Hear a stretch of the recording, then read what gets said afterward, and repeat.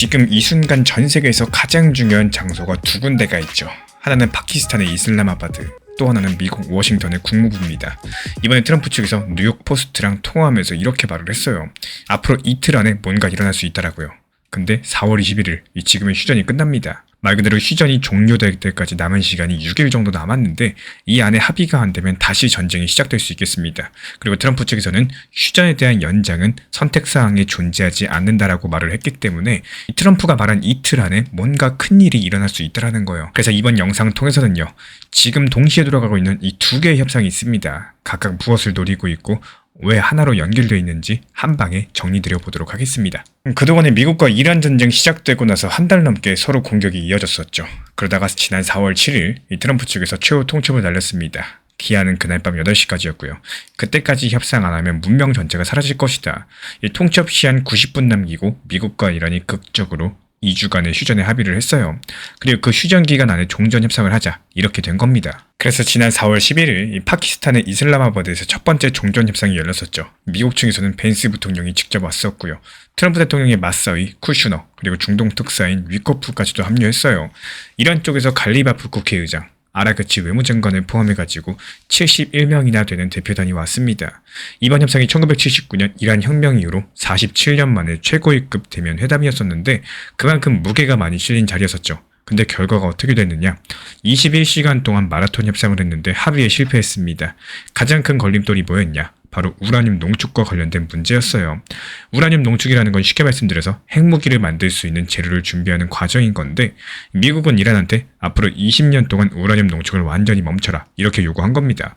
근데 이란은 5년간만 멈추겠다라고 맞제안을 한 거고 결국에 20년과 5년, 이 간극 자체가 너무나도 컸다라는 거예요. 트럼프 측에서도 이란의 5년 제한을 거부했다고 뉴욕타임스가 보도를 했고요. 이렇게 협상이 깨지면서 트럼프 측에서 곧바로 카드를 하나 꺼냅니다. 호르무즈 해협을 역으로 봉쇄하는 건데요. 미국 해군이 전면 봉쇄에 나섰고 지난 4월 13일 오전 10시부터 실제로 봉쇄 작전이 시작이 됐습니다. 심지어 이란의 통행료를 낸 선박까지도 공해에서 찾아내가지고 미국에서 이 유조선들을 납포하겠다라고 엄포를 놨습니다. 이란의 핵심 수입원인 석유 수출을 직접 조르는 건데 협상 테이블로 돌아와라, 이런 압박이겠죠. 근데 여기서 중요한 게 있습니다. 협상이 깨졌다고 해서 대화까지 끊긴 건 아니라는 건데요. 파키스탄 총리 샤리프 측에서는 CBS 인터뷰에서 이렇게 말을 했어요. 협상이 결렬된 게 아니다. 그냥 교착 상태에 빠진 것 뿐이다라고요.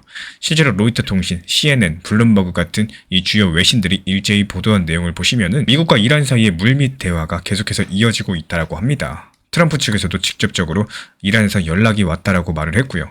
그리고 이번에 트럼프 대통령이 뉴욕 포스트 기자랑 통화하면서 이틀 안에 뭔가 일어날 수 있다, 이렇게 말을 한 겁니다. 그리고 여기서 한 가지 흥미로운 건요. 이 처음 통화에서 다음 회담은 파키스탄이 아닌 다른 장소에서 열릴 가능성이 크다, 이렇게 말을 했다가 통화를 끊고 나서 갑자기 다시 전화를 걸어서 파키스탄에서 열릴 가능성이 더 커졌다, 이렇게 말을 바꿨다는 거예요. 그러면서 파키스탄 군 최고위 인사가 매우 잘하고 있기 때문이다라고 덧붙였습니다.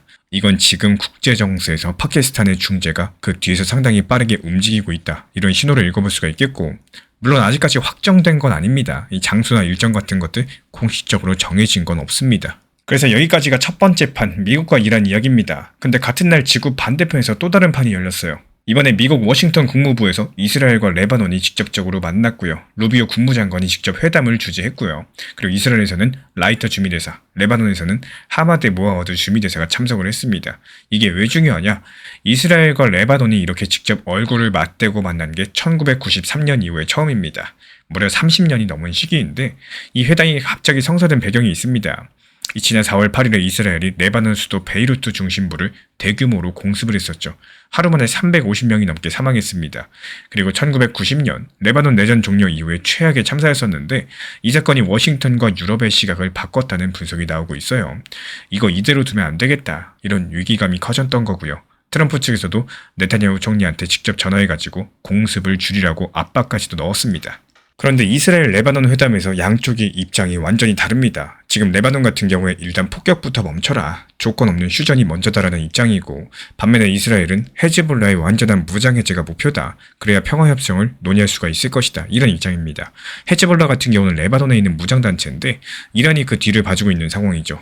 이스라엘 입장에서 봤을 때 이 헤즈볼라가 무장을 내려놓지 않는 이상 안보 위협이 사라지지 않는다, 이렇게 보고 있는 거고, 레바논 입장에서는 폭격을 당하면서 협상하는 건 불가능하다라는 입장인 겁니다. 여기서 정말로 중요한 걸 하나 짚어드려야 됩니다. 이스라엘 레바논 회담은 미국과 이란 협상과 완전히 따로 노는 게 아니에요. 사실 이 두 개가 연결되어 있는데 왜 그러냐? 이란 측 수석 대표 갈리바프 국회의장이 협상이 앞서가지고 이렇게 말을 했거든요. 레바논에서 휴전이 먼저 이루어져야지 미국과 본격적인 협상에 착수할 수 있다. 이란 입장에서는 레바논의 헤즈볼라는 자기 편입니다. 그 자기 편이 맡고 있는데 미국이랑 평화 얘기를 할 수 있겠냐? 이런 논리인 거죠. 그러니까 지금 상황을 정리하면 이렇습니다. 미국 이란 협상이 진전되려면은 레바논 문제가 어느 정도 풀려야 되고 또 레바논 문제가 풀리려면 이스라엘이 공격을 멈춰야 됩니다. 근데 이스라엘은 헤즈볼라가 무장 해제하지 않으면 안 멈추겠다고 하고 있어요. 서로가 서로한테 걸려 있는 건데요. 그래서 미국이 동시에 두 개의 판을 벌인 겁니다. 파키스탄에서는 이란을 상대하고 워싱턴에서는 이스라엘과 레바논을 마주 앉힌 거죠. 그러면 앞으로 어떻게 될까요? 여러 가지 가능성이 있겠지만 이 지금까지 공개된 자료만 놓고 봤을 때 가장 가능성이 높은 흐름은요. 4월 21일 휴전이 만료되기 전에 2차 대면 협상이 열릴 거고 또 동시에 휴전 기한이 연장되는 시나리오를 예상해 볼 수 있겠습니다. 그리고 왜 그렇게 보느냐? 이 근거가 몇 가지 있습니다. 첫 번째로 CNN이 인용한 소식통에 따르면요. 트럼프 행정부가 외교적인 해결에 대한 희망을 아직까지 버리지 않았고 또 협상 진척에 따라서 휴전 시한을 늘릴 수 있다고 전달을 했습니다. 그리고 두 번째로 벤스 부통령 측에서도 이 폭스뉴스 인터뷰에서 추가 회담 가능성을 묻는 질문에 대해서 결정권은 이란에 있다라고 답을 했는데요. 이거는 문을 닫은 게 아니라 오히려 열어둔 거겠죠. 그리고 세 번째로 중재국인 파키스탄, 튀르키예, 이집트가 지금도 양측과 계속 통화하면서 이견을 좁히려 하고 있다. 이렇게 악시오스가 보도를 남겼고 물론 아직까지 확정은 아닙니다. 이란이 호르무즈 해협 문제에서 진전해 보이지 않으면 방향성이 완전히 달라질 수 있다. 이렇게 미국 측이 경고하기도 했었고요. 이스라엘 레바논 쪽도 헤즈볼라와 이번 회담 자체를 본인들의 무장해제를 위한 음모라고 비판하고 있는 상황이라서 현재 변수가 상당히 많습니다. 한 가지 눈에 띄는 대목이 있어요. 이스라엘의 라이터 주미 대사가 CBS에 나와서 이런 말을 했습니다. 헤즈볼라 배제하고 이스라엘과 레바논이 직접 협상하면은 2-3개월 안에 완전한 평화 합의에 도달할 수 있다. 이런 부분들 해석이 갈릴 수 있겠지만요. 만약에 레바논 정부랑 이스라엘 사이에서 실질적인 대화 채널이 열리게 된다면은 이란 협상의 최대 걸림돌 중 하나가 빠지는 셈이겠죠. 아직까지 여기까지는 가능성 단계고 확인된 건 아니겠지만요. 이 흐름을 주목할 필요는 있겠습니다.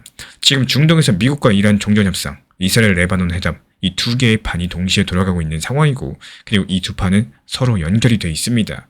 4월 21일 이 휴전 만료까지 남은 시간 안에 윤곽이 잡힐 가능성이 높겠고요. 이번 주가 그 분기점이 될 수가 있을 겁니다. 근데 이 전쟁이 끝나든 안 끝나든지 간에 유가, 증시, 코인 시장에서는 과연 어떤 영향력이 올 수가 있을까요? 다음 영상에서 시장별로 나눠가지고 정리해드려 보도록 하겠습니다. 이 매매에 대해서 자주 하고 많이 한다? 이게 절대로 좋은 게 아닙니다. 지금 시장은요, 결국에 계속해서 변화를 하고 있고, 지금 중요한 게 뭘까요? 미국과 이란 전쟁, 여기에 대한 내용도 계속해서 내용이 바뀌고 있는 상황이죠. 이럴수록 위험하고 또 무리한 시장이라고 판단되는 상황에서는 공격적인 매수보다는 오히려 시장 흐름에 맞춘 현금 비중을 제대로 확보를 해둘 줄 아셔야 됩니다. 이 시장에 대해서 조심하셔야 되는 순간 자체가 바닥인 상황일 때가 아니라 최근에 시장이 좋았고 과열된 분위기일 때 이때가 가장 위험한 시점으로 보여지고 있어요. 그래서 이렇게 단기 종합방에서도 안내를 드렸었지만요. 최근에 단기 코인에 대해서 공격적으로 안내를 드리다가 결국에 미국과 이란 협상 결렬에 대한 이슈로 인해 가지고 이 전체적으로 시장이 힘을 못 쓸 거다. 이렇게 보여지고 있기 때문에 현금 비중에 대한 중요성을 강조를 드렸습니다. 시장이 너무 오르기만 한다는 관점보다는 여기서 하락할 수 있다는 현실적인 관점에서 시장을 바라보시기를 응원을 드리겠습니다. 지난 폭락장에서 XRP 1830원 그리고 1900원서 이렇게 두 차례 분할 매수 들어갔던 물량들 이번에 2200원 단기 매도하면서 깔끔하게 나왔죠. 추가적인 매수 매도 타점 속보로서 받아보고 싶으신 분들께서는 현재 보이는 번호로 연락 주시거나 댓글창 링크 통해서 신청 주시면 확인되는 대로 입장 드리겠습니다. 최근에 시장이 너무 답답하다 보니까 정보방 입장에 대해서 문의 주시는 분들께서 많아지셨어요. 먼저 제일 중요하지만요. 제가 안내드리는 모든 정보방은 업비트, 빗썸, 현물 매매로서만 안내 도움 드리고 있습니다. 지금 화면에 보이시는 번호나 혹은 댓글 링크에 있는 신청란을 통해서 신청 주시면은 안내를 도움 드리고 있고요. 이 세 가지 방 중에 필요로 하신 방을 체크해서 신청 주시면은 필요로 하신 방에 맞춰가지고 입장 안내 드리고 있습니다. 먼저 리플 전용방 같은 경우에 리플에 대한 중요 이슈, 그리고 리플에 대한 단기 저점과 단기 고점, 중장기적으로 보는 중요 타점 같은 핵심 내용에 대해서 안내드리고 있기 때문에 영상 시청해주시는 우리 구독자분들께서 리플이라는 코인이 장기적으로 좋다라는 건 알고는 있지만 현재 같은 시장에서는 많은 답답함을 느끼시는 분들께서 정말로 많이 계실 거라고 생각을 합니다. 이 적당한 일부 비중은 단기 고점과 저점을 살려서 효율적인 대응을 만들어 가시고 또 오히려 중장기적으로 더 잘 가져가기 위한 효율적인 매매하시는 것들을 추천드려요. 그리고 두 번째로 종합 브리핑방입니다. 장기적으로 보기에 좋은 코인들과 현재 시장 흐름에 대한 중요 시장 이슈들, 브리핑 내용이나 리플에 대한 방향성, 락업 해제 일정과 여기에 따른 움직임들에 대해서 안내드리는 종합적인 방이다. 이렇게 생각해 주시면 되겠습니다. 그리고 마지막으로 단기 종합방 같은 경우는 말 그대로 단기 종목들에 대한 타점을 안내드리고 있는 방입니다. 이 단기 종목은 말 그대로 단기 종목답게 접근을 하셔야 되는데 욕심으로 인해서 타점을 너무 높게 잡아가지고 수익 실현을 못하거나 아니면 눈치 보기 매매를 하다가 이렇게 수익 실현의 기회를 놓치셨던 기억이 있으신 분들 지금 시장에서 정말 많은 상황인데요. 항상 비중 조절이 중요하고요. 매수와 동시에 목표 타점을 걸어 놓으면서 현실적으로 봤을 때 내 것으로 만들어서 마침표까지 잘 찍는 게 단기 매매의 핵심이다 생각을 해요. 단 여기서 중요한 거 아무리 내가 좋아하고 시기가 좋고 스스로 괜찮다고 판단하셔도 몰빵 매매는 정말 위험하기 때문에 매번 말씀드리는 비중 조절 원칙 매매로 접근하시는 게 가장 중요합니다. 끝으로 항상 말씀드리고 있지만요. 저는 업비트, 빗썸, 현물 매매에 대해서만 안내를 도움드리고 있기 때문에 절대로 해외골에서 선물 매매에 대한 고위험 리스크 매매에 대해서는 언급조차 드리지 않고 있습니다. 무조건적으로 업비트, 빗썸 이렇게 현물 매매로 필요하신 분들께서만 입장 신청 주시면 안내 도움 드리도록 하겠습니다. 이 빠르게 가는 것보다 중요한 건요. 꾸준하고 길게 가는 게 더 중요한 투자 시장이다. 이렇게 생각을 해요. 건강한 비중 조절 원칙 매매 활용하시기를 늘 응원드리겠습니다. 이 리플 XRP의 매수 매도 타점은 순간의 판단이 전부예요. 그래서 우리 신사 채널에서는 시장의 숨결 하나하나까지 놓치지 않고자 모든 흐름들 실시간으로 모니터링 중에 있습니다. 이 단기 반등 구간이 열리는 순간 그 찰나의 기회 타점을 우리 구독자분들께 바로바로 전달드리기 위해서인데요. 우리 신사 채널을 이미 구독해주신 분들 중에서 실시간 커뮤니티방 참여를 원하신다면 지금 보이시는 번호로 문자 남겨주시면 되겠습니다. 이 혼자서 불안하게 바라보는 시장이 아니라요.